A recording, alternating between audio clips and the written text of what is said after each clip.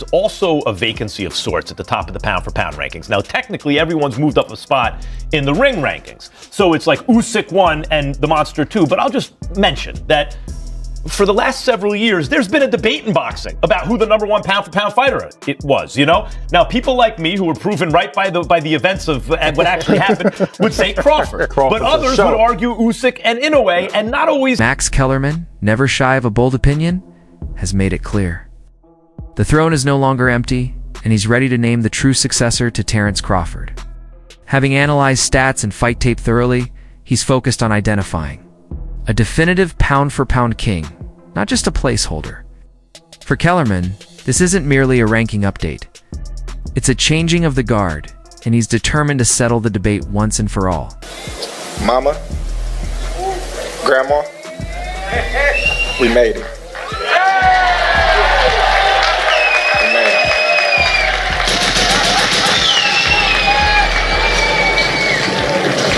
You know, it's been a journey, you know? It's been a journey. I remember, like it was yesterday, I went to quit boxing. You know, it was getting to the point where I didn't enjoy it no more. I didn't love it no more. And Bomac, you know, he always, hey, don't worry about it, man. Just keep going. It's gonna all pay off one day. And I'm like, man, fuck boxing. But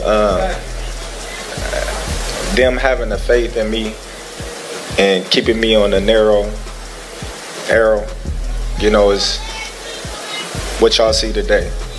So there is, on this show, there is no controversy. I believe it's Usyk for one reason. They're both super fighters, right? And Bam might join them pretty soon. Usyk has a bag that reminds me of Crawford. No matter what adjustment you make, Tyson Fury makes great adjustments. He made adjustments and was playing with Usyk in the middle of that fight. Playing with his food, toying with him. Oh my God, Tyson Fury just separated himself from Usyk. And Usyk made another adjustment and came back and beat him.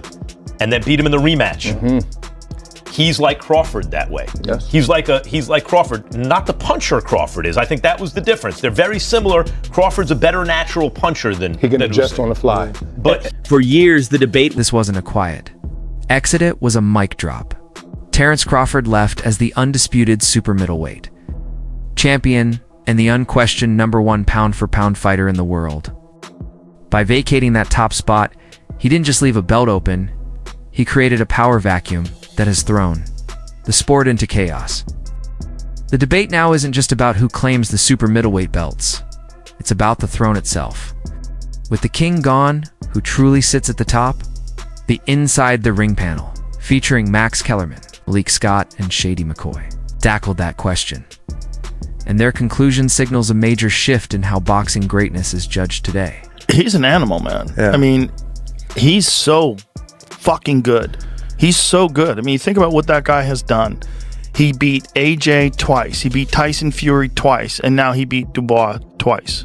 That's crazy. No, it's incredible. Those are two of the best, like, of this era. I think he's one of the best of all time. I really do. I think he's one of the best heavyweights of all time.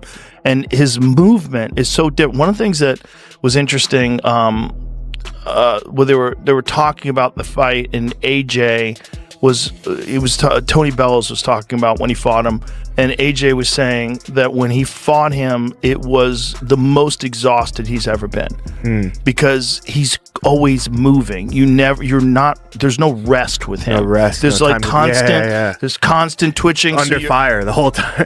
you're constantly thinking, when is this coming? There's no silent agreements. There's no relaxation. There's no, there's no rounds off. Everything is, he's putting it on you and moving constantly. Like I always say, he's like a giant Lomachenko. Got it. They were both trained by the same guy. Oh, were they? Yeah, Lomachenko's father trained Usyk as well. Ah. Yeah.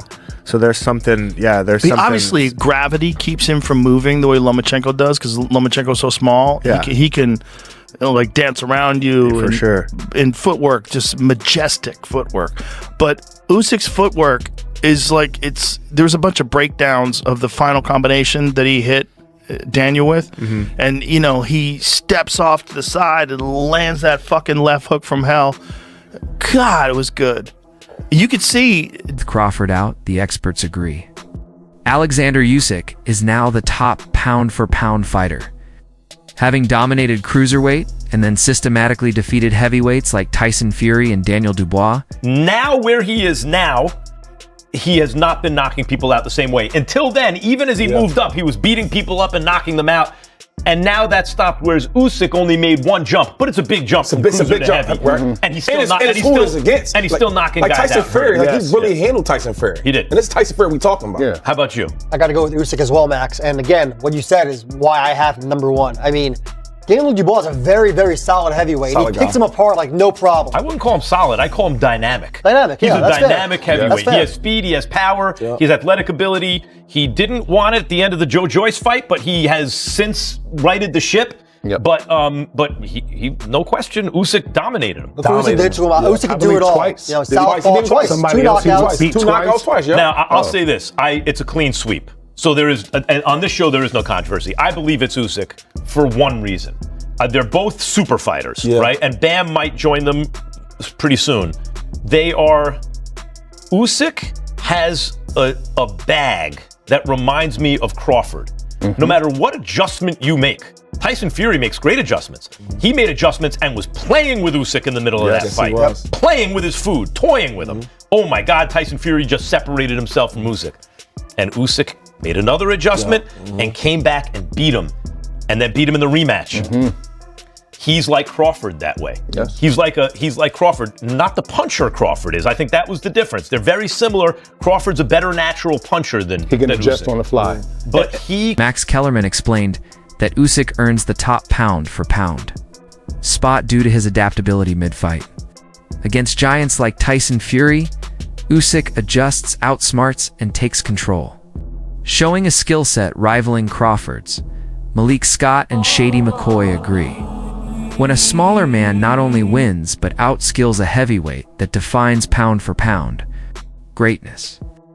Usyk may no longer rely on one-punch knockouts, but his mental precision dismantles opponents like no other. to Malik, you think it's Usyk 1 in a way 2, apparently, right? Yes. Or do you have Larry Holmes 2? He's retired. I believe when Crawford fought Canelo before the fight is when I really understood that the pound for pound list from people is a real circumstantial statement. Okay. Because going in, I already said Usyk is the number one pound for pound. I don't care how Terence Crawford beat Canelo. Usyk still was my guy. And after the fight, Terence, he is top 3 pound for pound, but I would have to put Alexander Usyk So you there. still have Usyk over Inoue? Absolutely. Okay, so you have Usyk 1, Inoue 2. What do you got, Usyk 1. Shady? I'm going with Usyk 1, like you just talked about. I mean, he's been so dominant, right? And I think in a way he's doing a great job, but I gotta go with Usyk, man. And it's just the way he's been fighting though, right? You heavyweight, right? And you beating these bigger guys, you beating them down. Now, Inoue has moved up more divisions than Usyk. However, those jumps are smaller. Right. And Usyk, now where he is now, he has not been knocking people out the same way. Until then, even as he moved up, he was beating people up and knocking them out. And now that stopped, whereas Usyk only made one jump. But it's is a C fighter at best. And I heard Timothy Bradley saying that Canelo Alvarez should stay away from him. Canelo Alvarez, this is the perfect guy for him. He's an all-action fight. Straightforward, no special effects. Canelo loved those fights. You see the Ryder fights, the Jaime Munguia fights, Triple G3, Berlanga. Okay, this is the type of matchmaking Canelo Alvarez wants. And Mbili is one-dimensional, too much fat on his punches. Yes, he's very physical, but that's about it. He doesn't set up his punches well. His footwork is ordinary. His stamina is questionable. And his biggest attribute may just be smoke and mirrors. He's not swatting as big or as hard as people say. Fans are loudly backing Naoya the Monster Inoue, and for good reason. He's a 4-division champion, with speed, power, and a knockout record that's almost unreal. But experts place him at number 2, noting the difference in the physical challenges. While Inoue has moved up divisions, the weight jumps he faces aren't as extreme as what Usyk has conquered, keeping Usyk at the top of the pound for pound rankings. Did what Inoue does to Alan Picasso, and the casuals immediately chimed in, crowning him the pound for pound king.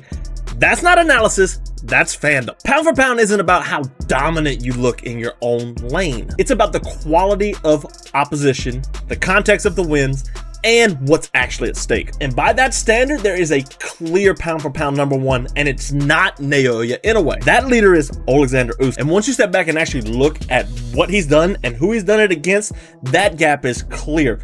Part of the reason we're only having this conversation now is because Terence Crawford stepped away, which is why it feels so open. And with that spot vacated, people rush to fill it. This isn't about tearing Inoue down. It's about what being the best pound for pound fighter asks of said fighter. And once you apply that standard consistently, the conversation changes fast. And that's exactly why we need to talk about what actually happened with Naoya Inoue's fight last night with Alan Picasso. Now, before y'all guys like jump in the comments and stuff and say, oh, you're just tearing down Inoue, you don't think Inoue is good? Like, no, I'm not. Like I said, I'm not tearing down Naoya Inoue. Instead, I think he looked absolutely fantastic against Alan Picasso. I mean, there was not a moment in the fight where I was concerned for the safety or the legitimacy of Naoya Inoue's number 2 pound for pound spot. My real issue comes in with what Usyk's done compared to what Inoue's done. And it's completely clear now that, assuming Terence Crawford's really retired, I think he is, it's very clear that Alexander Usyk's number one. And it was always clear that it was Crawford, Usyk, Inoue, but now it's just Usyk and Inoue since Crawford is gone. And you go back and you look at the Joshua, Dubois, Fury. Dubois wins for Alexander Usyk. Moving from 118 to 122 pounds is tough. But moving from cruiserweight to heavyweight means facing opponents 40 to 60 pounds heavier. Completely different challenge. While the panel respects Ino, they agree Usyk takes the top spot due to the extreme physical disadvantages he consistently overcomes. Inoue is nearly perfect, but Usyk is defying the laws of physics, till Inoue does something equally impossible. He remains the prince, not the king. He's not going to stay there to fight Ozley's Iglesias, right? Like, you know, he needs big fights. So what happens at super middleweight? I'll start with you, Insider. Yeah, look, Max, I think we have a lot of exciting names right now at 168 pounds. I love Christian Mbili. We just saw him in a firefight on the undercard of Canelo Crawford against Lester Martinez. You were on the call. One of the best fights, I thought, of 2025. And then Hamza Shiraz, I think, is a big name there. I think he has Lester Martinez too, dude. Lester Martinez, I like Lester, But Hamza Shiraz, if you want to talk about a guy that has everything, the look, the way he talks, his punching power. And experience now, because Hamza has gotten to the point where he fought for a belt. He had to deal with that. Did not respond well to it, but that's experience that some of the younger guys don't have on that, on that stage. Right. And speaking of Iglesias, not a big name yet, but as you would say, Max, Iglesias is like that. Yeah, right. This guy like can that. punch. He's long. He's lanky. He's a danger. While the pound-for-pound debate is theoretical, the super middleweight division is wide open and violent. With Crawford gone, fighters are scrambling for position. And the most exciting name is Christian Cully, Mbilia, relentless pressure fighter, not a technical wizard. The panel sees him as a perfect opponent. For Canelo Alvarez, as his non-stop forward attack allows Canelo to set his feet and unleash counters. It won't be a chess match, but a high-intensity war that guarantees action. And in a division without a clear ruler, Mbili is delivering violence in bulk. Since I was 7, I have nothing else to prove. I have nothing else to accomplish. What more can I do? And now here's the interesting part about what Crawford said. Quote, they're not going to give me credit anyway, so it really doesn't matter. Now let me say this, guys. I'm not big so how's history going to remember Terence Crawford? We'll save the hater for last. Because it sounds like he says, even if he kept fighting, and let's say Janibek was never caught with PEDs, and he fought and beat Janibek, and then he fought and beat Boots, and both Janibek and Boots went on to have great careers, that would have no impact on his legacy. I think it would, but it does bring up that in an era of social media where everyone has a megaphone, these athletes are seeing every little bit of criticism. It's not like the 5 biggest sports writers in the country or the 5 biggest guys on TV in the country or in the world are criticizing you and some are praising. Everyone has a stage. Everyone. And you were never gonna get unanimity in opinion. There will always be people who nitpick or point out what you could have done better and everything. And so Bud seems to be reacting to that. My sense is it's good that he's walking away because if you keep fighting, eventually you'll lose because you get old. That's how it happens, yep. He's 38. On the other hand, if he were to have 2 more fights and one of them was against Boots and he won both those fights, guys like Coppinger there you go. would have. Lurking in the super middleweight division is a dark horse few are talking about. Quebec's Oslia Iglesias, a tall, lanky southpaw with serious power. He poses a completely different challenge than Christian Mbili.